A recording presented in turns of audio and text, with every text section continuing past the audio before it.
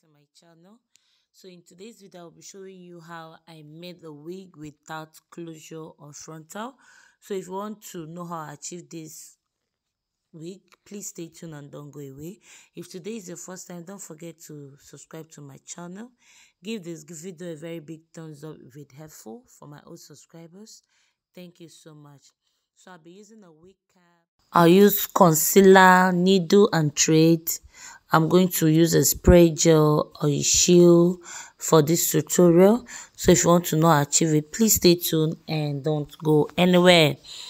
So I'm going to sew in the hair into the wig cap till I get to the front, where I will start doing my closing, which you're going to still see on this video. Please don't forget to subscribe, thumbs up, comment anything you want me to put out and I will make it for you. See you guys in my next video because I love you. Bye.